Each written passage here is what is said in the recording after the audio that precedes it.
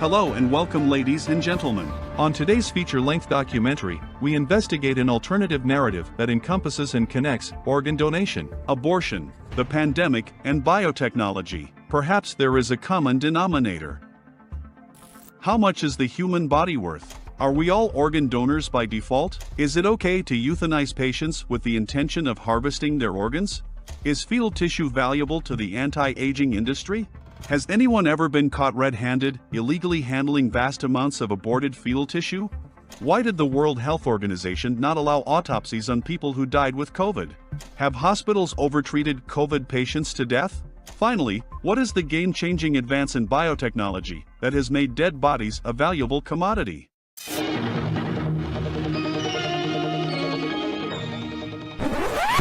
Resistance is futile.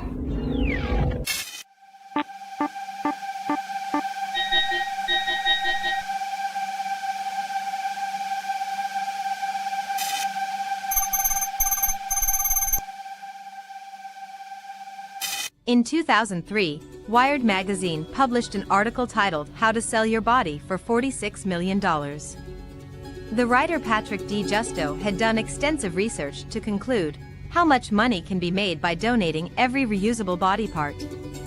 Of course, there's a catch. The most lucrative substances are the ones you can't go without. The sources of the article include the National Center for Research Resources, Oxford Biomedical Research, Phoenix Pharmaceuticals, Southeast Missouri Hospital, United States Biological, and other organizations. Let's explore this article and any implications with what's been going on in the world in the last couple of years.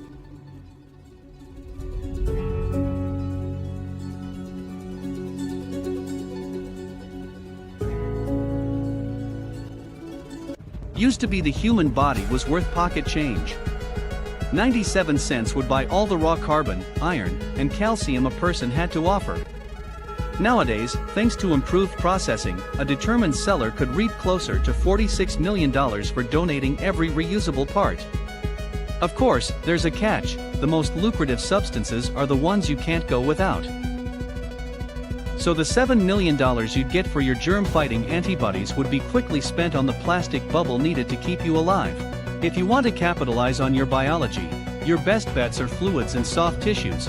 A fertile woman between the ages of 18 and 25 can donate one egg every 3 months, and rake in $7,000 each time. Over 8 years, that's 32 eggs for a total of $224,000. A virile man would have to sell a lot of sperm at $75 a pop to match that. Male testosterone, the very essence of guyness, yields less than a penny per body. Add in bone marrow, which goes for $23 a milligram, and things start to add up.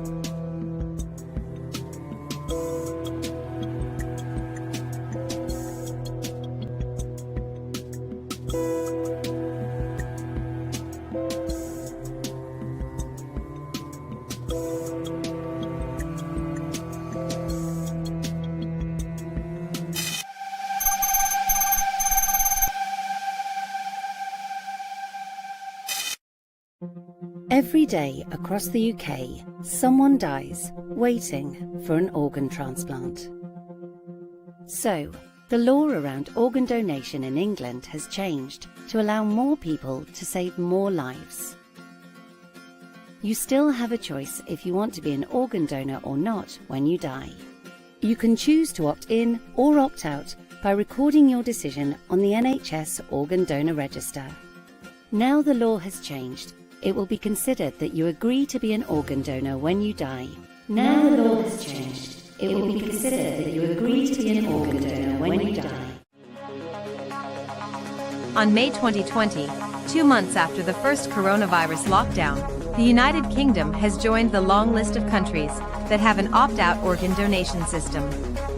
This new law made everyone organ and tissue donors, unless individuals specifically register to withdraw from the program.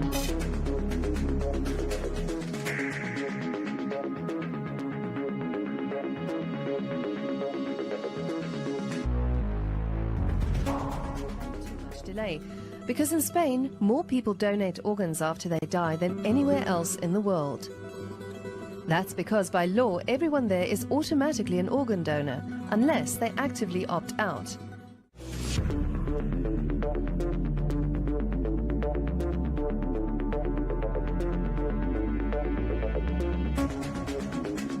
As of 2021, most European countries have adopted the presumed consent, opt-out model for organ donation. A similar picture emerges worldwide.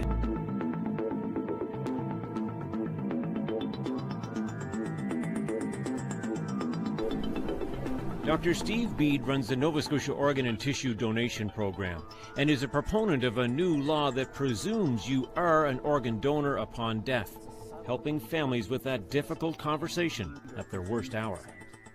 We are presuming that if individuals had not registered to opt out or told their families or loved ones that they did not want to opt out, then we will proceed with donation if medically appropriate. But the law still respects those who decide not to donate. We specifically built an opt-out registry for those individuals who choose that. So my hope is that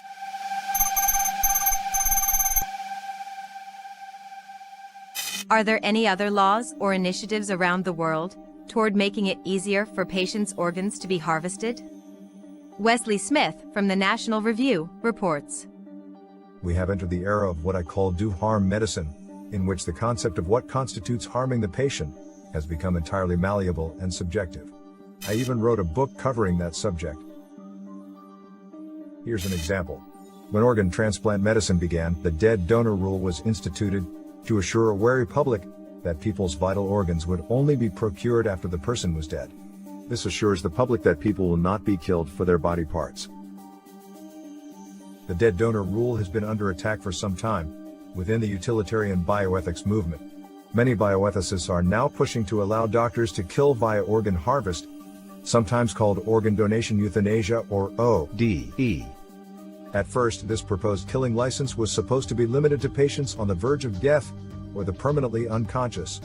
Now, a prominent bioethics journal has published a piece urging that healthy people be allowed to die by removal of vital organs. The author claims that because people can instruct life-sustaining treatment to be withdrawn and can donate their organs after death, that organ donation euthanasia is also okay, because it will result in death too, and result in more usable organs procured and more lives saved. But that's not true. Not everyone dies after having life-sustaining treatment withdrawn. Once death ceases to be the necessary predicate for donating vital organs, and is replaced with consent, there would be no natural limiting principle. And so it is here. Rather than being a form of euthanasia to end suffering, the idea is to permit someone to have themselves killed for the altruistic purpose of saving other people's lives, called living vital organ donation. All that matters would be consent, and moreover, such a program would allow for tailored killing by harvesting. Hospitals across Australia are reportedly being paid to harvest the organs of dead patients under a $17 million program. According to the Sunday Herald Sun, the scheme has been set up under the Organ and Tissue Authority, where hospitals could receive more than $11,000 for each patient who becomes a donor. The program is designed to help hospitals cover the cost of organ transplants. But there's concern from doctors it could be seen as an incentive for hospitals to pressure patients into giving away their organs. It's believed the funding has been endorsed by health ministers.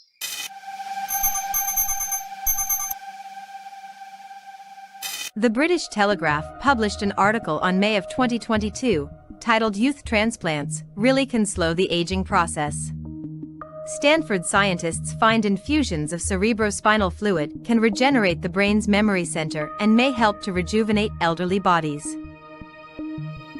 The Telegraph science editor Sarah Napton describes how harvesting the blood and body parts of the young in the hope of achieving immortality has long been a familiar trope in horror novels and conspiracy theories. Young people have more powerful cells which operate more efficiently and could restore vitality to aging systems. This week, Stanford University showed that infusing cerebrospinal fluid of young mice into old mice improves brain function, a breakthrough which could have enormous implications for dementia and other neurodegenerative conditions. Closer examination showed the fluid had woken up processes which regenerate neurons and myelin, the fatty material that protects nerve cells within the hippocampus, the memory center of the brain. Dr. Tony Wyss-Coray, of Stanford School of Medicine in California, said the research showed that the aging process is malleable and that improving the environment in which neurons live may be a better approach than targeting the cells themselves. And it's not just in the brain where the regenerating properties of youth are showing promise. The effect appears to work from head to tail. Earlier this month, the Quadram Institute in Norwich showed that transplanting fecal microbes from young mice into old mice reversed hallmarks of aging in the gut, eyes, and brain. Controversial new treatment that may hold promise, but at a price. It does appear to reverse the aging process. Dr. Jesse Karmazin is talking about transfusions with the young blood from teenagers, and he says it just may turn back the hands of time. That blood is going to patients over 35 as part of a clinical trial called Ambrosia, where subjects paid $8,000 to get the rich growth factors found in the platelets in blood's plasma. Their brains are younger, hearts, their hair, if it was gray, it turns dark again. There has also been encouraging Alzheimer's research using young blood at Stanford. We found that it was safe and feasible to administer infusions of young plasma weekly. Dr. Sharon Shaw is a researcher who says they have seen evidence of improvement in functional ability. It's all very exciting that there can be components in blood that could be healing. Platelet-rich plasma, or PRP treatments, using a patient's own blood, have been in demand as trendy vampire facials to fight wrinkles and as joint and tissue treatments to accelerate healing. A lot of goodies in blood. If we go back to 2016, the British NHS had already broken ground on getting every bit of benefit from young blood.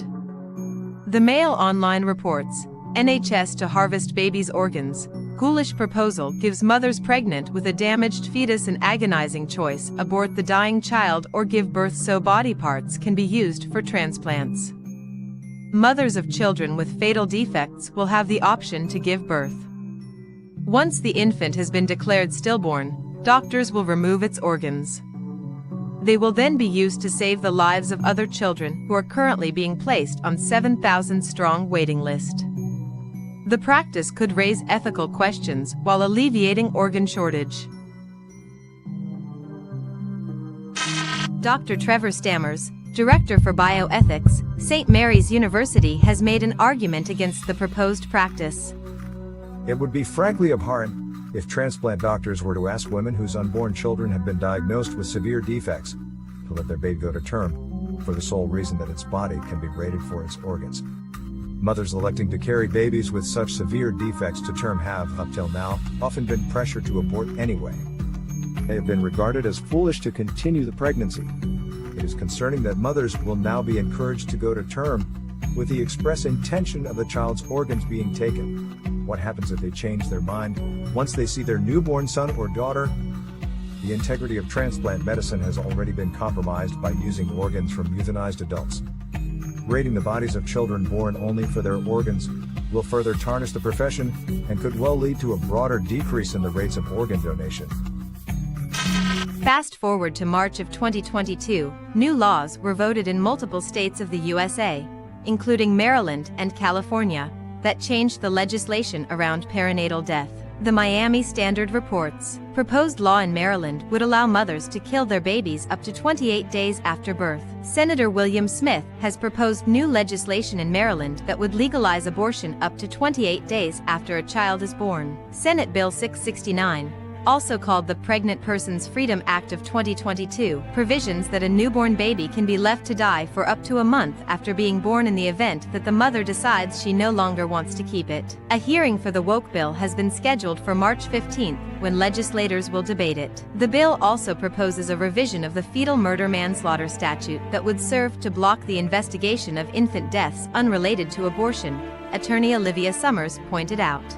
Soon thereafter, California followed suit and voted California Assembly Bill 2223. The perinatal death language, included in the original bill, could lead to an unintended and undesirable conclusion. The bill could be interpreted to immunize a pregnant person from all criminal penalties for all pregnancy outcomes, including the death of a newborn for any reason during the perinatal period after birth, including a cause of death which is not attributable to pregnancy complications. In other words, it could effectively legalize infanticide up to 28 days after the baby is born, the perinatal period, for any reason. I contacted my colleague, a well-known person in the criminal underworld, and simply told him I had a child for sale. I wanted to sell that child for spare parts, to a brothel, to pedophiles. I didn't give a fuck where it'd go. I just wanted to sell it and make money. Disposed of. They're usually disposed of because they're no longer eligible for transplants. Due to drug-related body exhaustion? Yes. When the child is no longer attractive, when it's useless and can't be used for spare parts any longer, they make movies and post them on the dark net. Treated it in such a way that even I got to detest the kid as a result. But they gladly accepted it.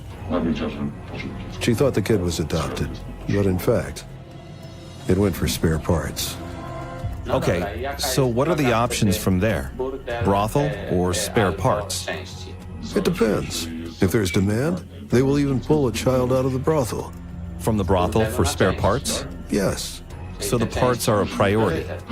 Yes, absolutely. They bring in huge money quickly. It's living by working in a brothel. And when there's a bid for an organ, it goes on an operating table for disassembly. The mother also goes for spare parts.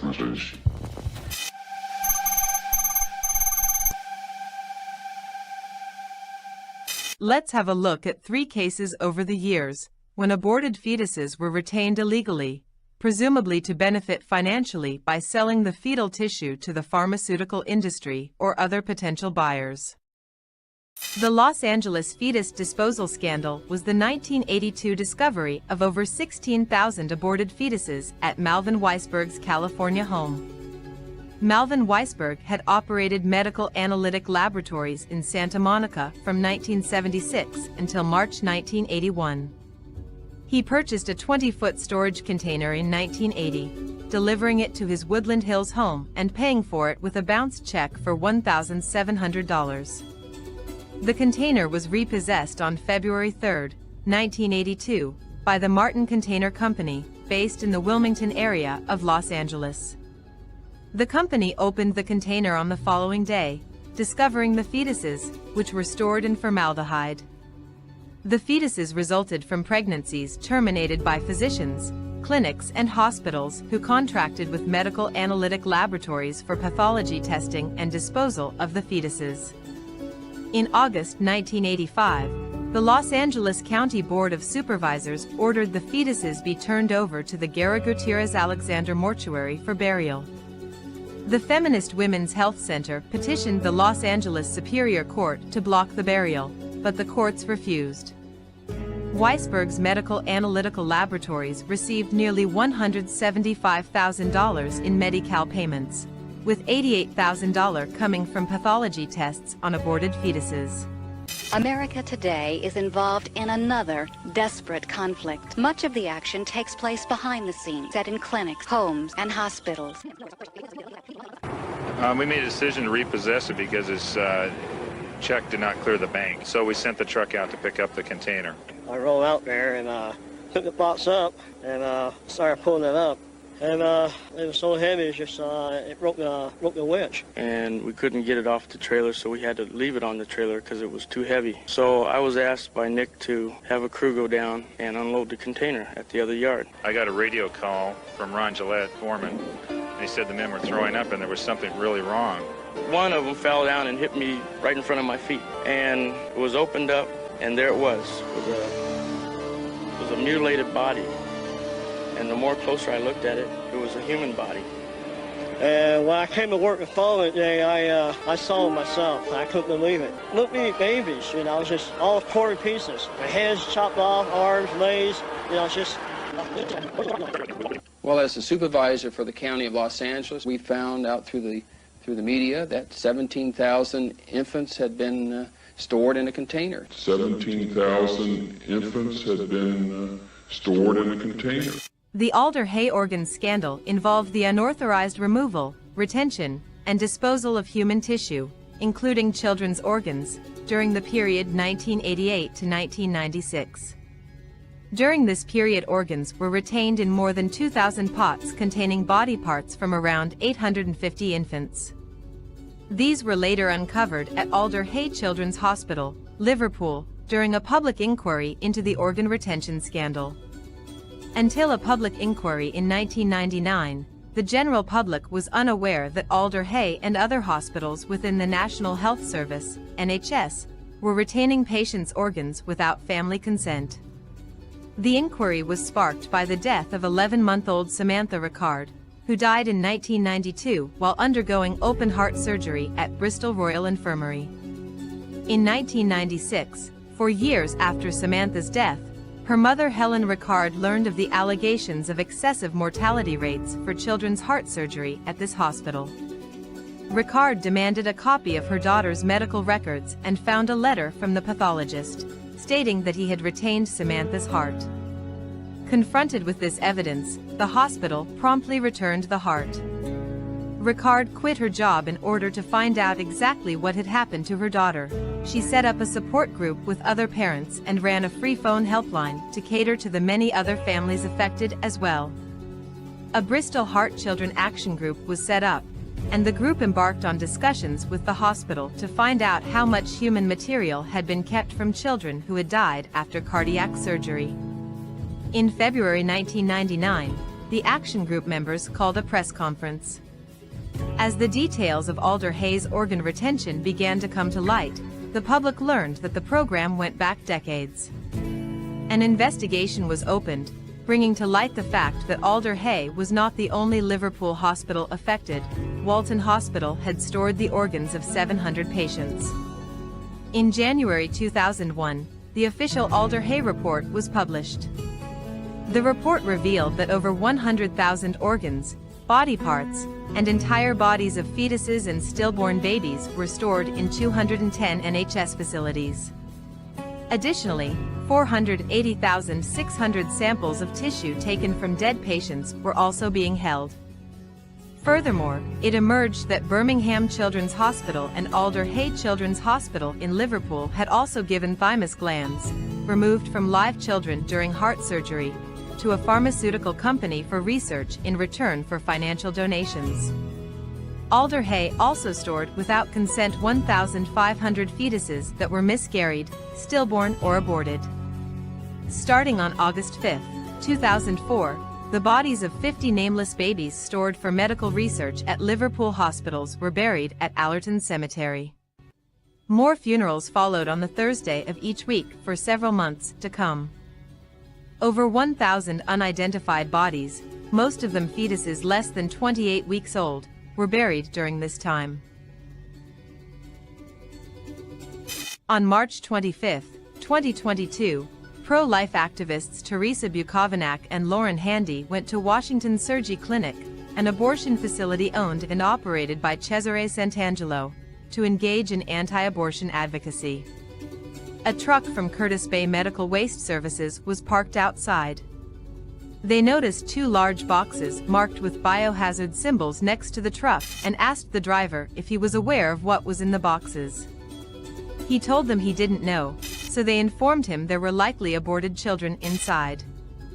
After he confirmed the boxes were from Washington Surgery Clinic, I asked him, "Would you get in trouble if we took one of these boxes?" According to the 2 activists, the driver then gave them permission to take one, so they brought the box to Handy's apartment. Inside was a red plastic bag in which they discovered the remains of 110 aborted babies, mostly of first trimester age.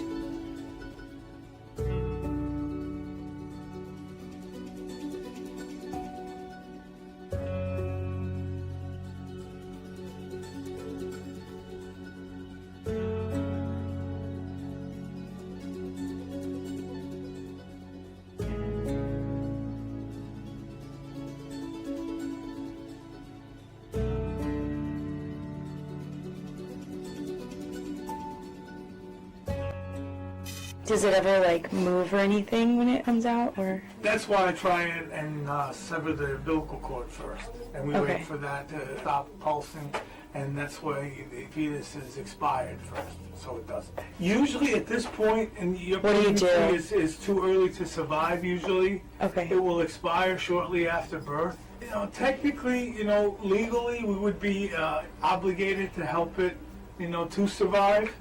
But, you know, it probably wouldn't.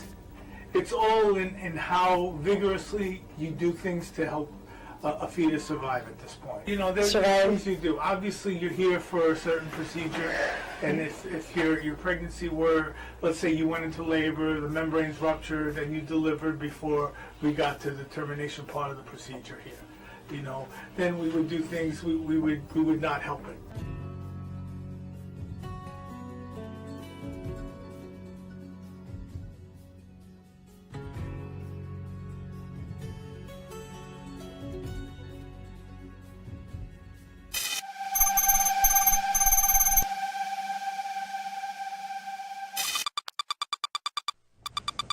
Now a story we guarantee most of you have never heard before.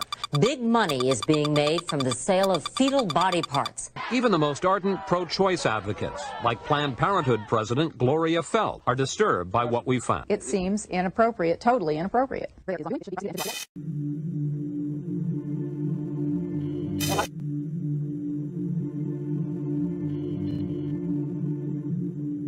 A lot of people want intact parts these days because they're looking for specific nodes. AB nodes, SA. I was like, wow, I didn't even know. Good for them. Yesterday was the first time she said people wanted lungs. And then, like I said, always as many intact livers as possible. People just want livers. Some people want lower extremities too, which that's simple. I mean, that's easy. I don't know what they're doing with it. I guess they want muscle.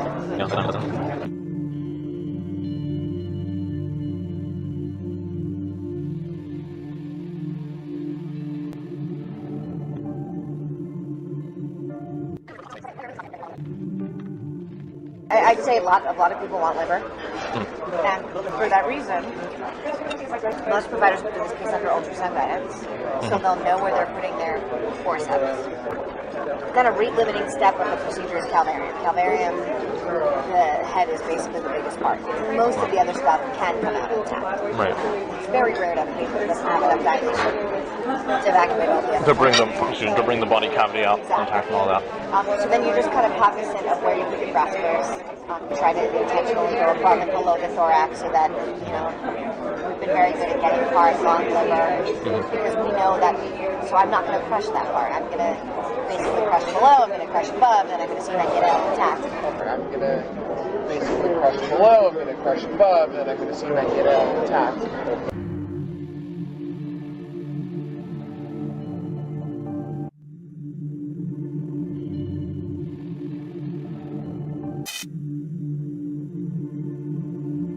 A lot of people want to.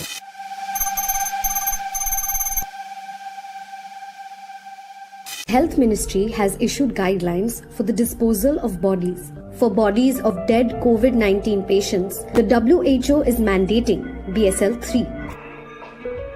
WHO and AIMS advise cremation. The lungs of a dead COVID-19 patient, if not handled correctly during an autopsy, can be infectious. To prevent contact of doctors and mortuary workers with the deceased's body fluids, an autopsy must be avoided.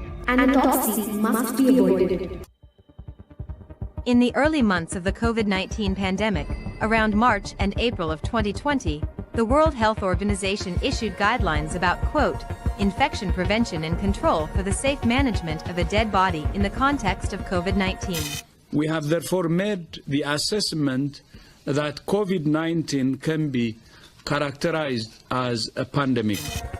This guidance stated that because it's not yet known how contagious the virus is, autopsies can only be performed under special conditions and require, quote, adequately ventilated room. At least natural ventilation with at least 160 liters per second per patient airflow, or negative pressure rooms with at least 12 air changes per hour and controlled direction of airflow when using mechanical ventilation. Hospitals around the world interpreted this guidance as prohibitory for autopsies, as such facilities are simply not available in most countries, only in a few large hospitals in Western countries. As a result, the process of declaring a COVID-19 death, handling of the corpse and cremating or burying was greatly expedited, leaving very little time or making it impossible for loved ones to come into physical contact with the body of the deceased, from the time of death to the time of cremation or burial. Articles were published on mainstream media, normalizing the idea that dead bodies could indeed transmit the virus, therefore special protocols are needed for handling the deceased. Fast forward to 2022 and now mainstream media are openly reporting that the actual death toll of COVID might have been exaggerated because of policy dictating how the death certificates were filled in. Back to March of 2020, on the back of the World Health Organization's guidance, countries issued mandates on whether autopsies are even allowed, and how long a dead body can remain before it is cremated or buried. India ruled out autopsies unless for, quote, special reasons, and mandated that negative pressure be maintained in the mortuary.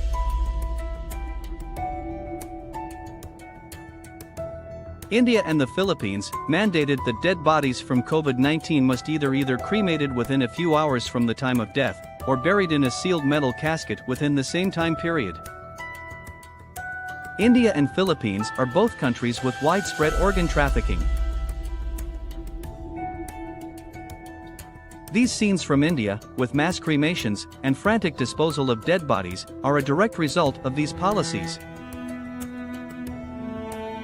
Fast forward to today, it's widely accepted that people dying from other causes were falsely labeled as COVID deaths, thus falling under the special burial protocol where an autopsy was not allowed.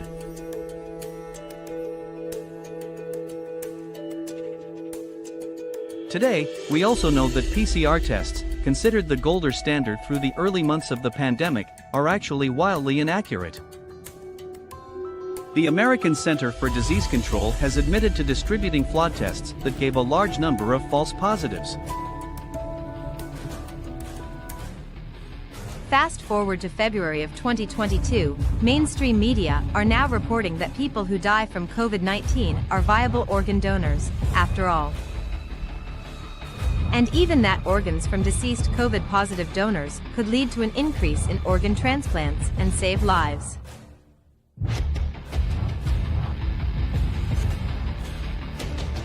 There seems to be a discrepancy here. To sum up, in the early months of the pandemic, in April and March of 2020, thousands of excess deaths were reported as COVID deaths through inaccurate PCR tests, and their dead bodies were handled in secrecy and hastily cremated or buried because of a special handling and burial protocol dictated by the World Health Organization. But we've since found out that these people might have died from other causes and that their organs are actually viable for donation.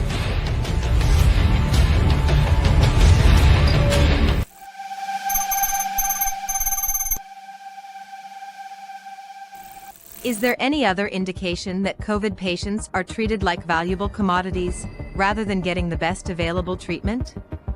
Dr. Joseph Mercola reports. Something truly unthinkable is happening in America's hospitals.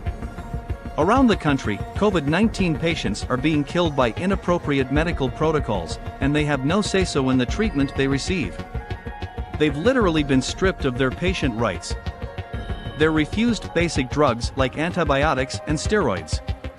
They're even denied basic nutrition and fluids, which amounts to a war crime under Rules 531 and 1182 of the Geneva Convention, which state you may not starve a person and you must provide basic necessities even to prisoners. Instead, COVID patients are overtreated with dangerous and ineffective therapies like remdesivir, narcotics and mechanical ventilation, a combination that more often than not results in death. Many doctors who understand the importance of early and appropriate treatment are perplexed and horrified by what they're seeing, and for good reason. It's truly beyond comprehension at this point. Perhaps the most shocking example I've come across is the case of a perfectly healthy man involved in a car accident. In a talk with Stu Peters on Rumble, Benjamin Gord claims to have been given an unknown knockout drug by the attending EMT and woke up on life support in a COVID ward. He pulled out the vent all by himself, as he was unharmed from the accident. When he demanded to know why he'd been placed on mechanical ventilation, the shocked staff told him he was being treated for COVID. In other cases, patients have been put on COVID standard care even though they came in for something else. Patients are also being denied release and are basically held as prisoners in the hospital. Many are refused the right to deny treatment. On the other hand, they're forced to accept do not resuscitate orders that they don't want. There are also reports of COVID patients being given potent central nervous system respiratory depressants, otherwise known as euthanasia cocktails, combinations of sedatives like morphine, fentanyl, and midazolam. The medical kidnapping and mistreatment of patients against their will has become so widespread. Human rights attorney Thomas Rands asked the Truth for Health Foundation to set up a medical advisory team called the COVID Care Strategy Team to help families physically liberate their loved ones from hospitals where they're kept captive. While one can speculate about the ethics of hospital administrators and doctors all day long, one of the most obvious answers to how this could have happened is that hospitals are receiving massive incentives to overtreat COVID patients to death. In the simplest terms, every patient has what amounts to a $100,000 bounty on their head. Hospitals receive bonus payments for COVID testing and COVID diagnoses. Hospitals receive a 20% bonus on top of the standard cost for the treatment of a COVID patient. Admission of a COVID patient. Use of remdesivir. The US government actually pays hospitals an additional bonus when they use remdesivir, and that's in addition to the 20% upcharge.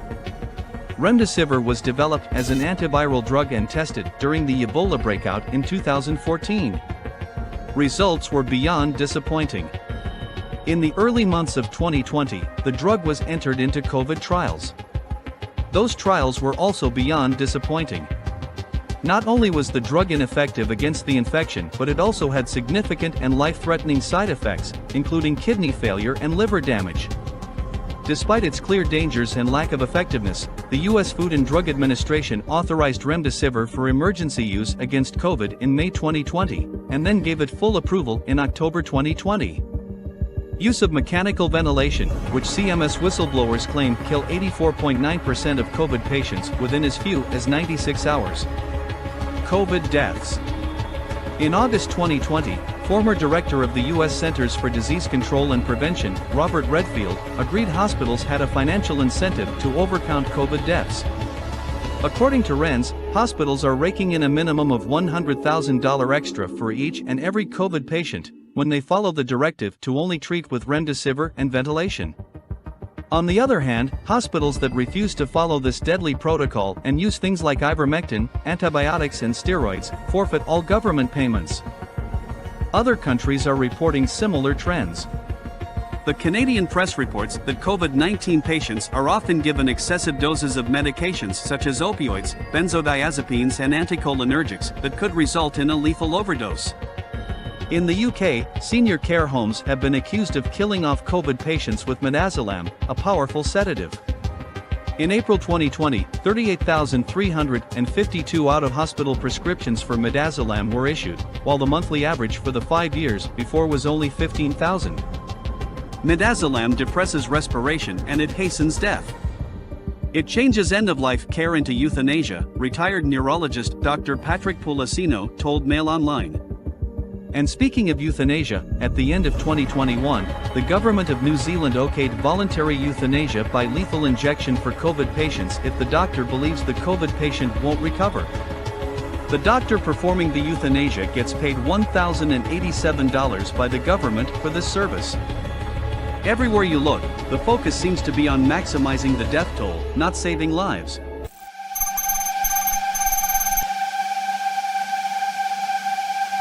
Have any recent advances in biotechnology or medical science made dead bodies a valuable commodity?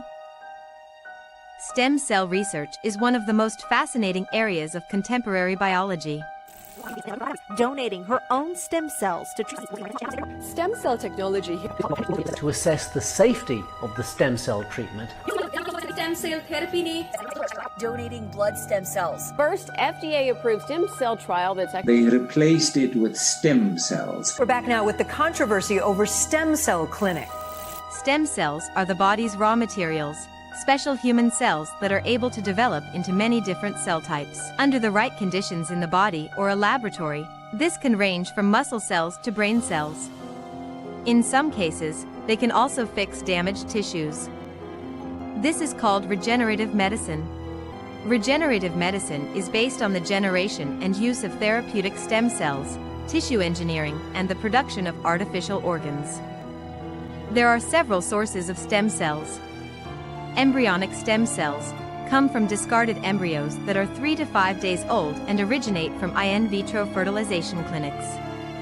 These are the most valuable and versatile type of stem cell because they can become any type of cell in the body.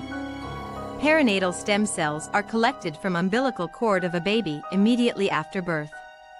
Researchers have discovered stem cells in amniotic fluid as well as umbilical cord blood. These stem cells also have the ability to change into specialized cells. Adult stem cells. These stem cells are found in small numbers in most adult tissues, such as bone marrow. Adult stem cells have recently become more important in stem cell research, as scientists were able to alter genes and reprogram these to act similarly to embryonic stem cells. Nowadays, bioengineering companies have been developing a new source of stem cells. Ossium has created a new paradigm for cell therapy development by bringing the deceased donor transplant ecosystem into the fight against diseases of the blood and immune systems. Our therapeutics platform is built on our bone marrow bank, a first-of-its-kind solution for processing, banking, and deploying bone marrow-derived cell therapies at industrial scale.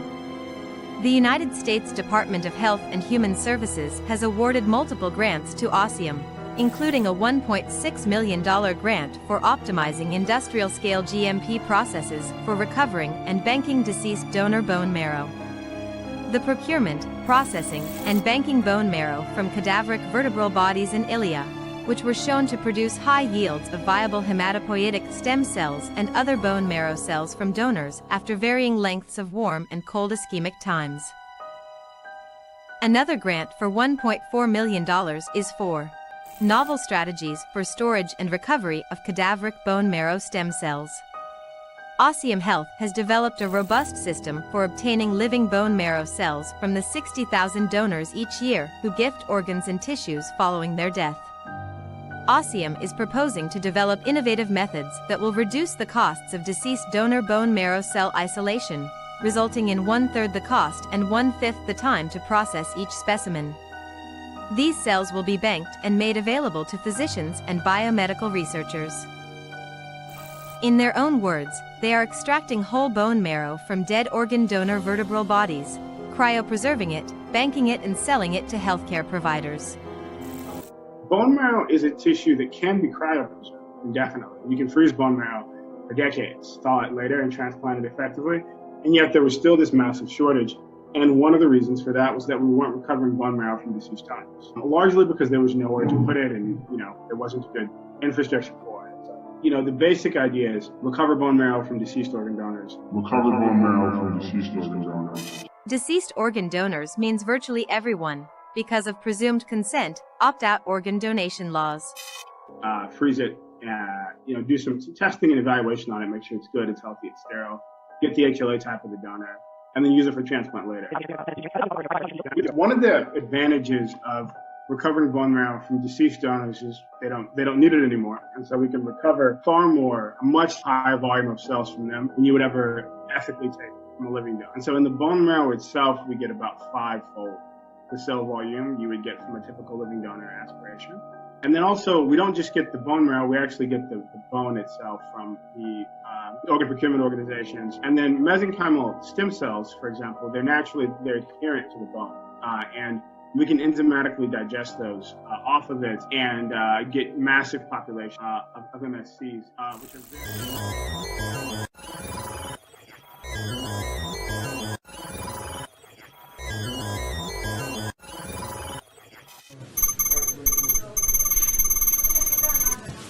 Фамилия как, Ром? Я не знаю, что фамилия. Покажите мне полочки, ну.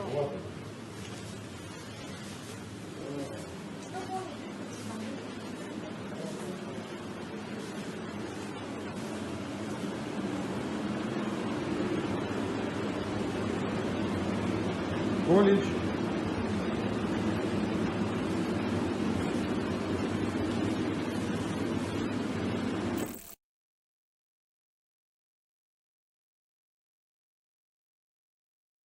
Our mainstream media colleagues are too busy reporting case numbers, so we will connect some dots for you using public domain information and articles that anyone can verify online. Please like and subscribe to Rude AI News and share this video with your mainstream media watching friends and family. Perhaps try and bring Rude AI News to the living room. Smart TVs have a handy feature called Screencast. Maybe you can make a cheeky attempt to disrupt their daily program. Bless their hearts. They are victims of scientifically crafted propaganda and psyops tactics, fine-tuned over decades.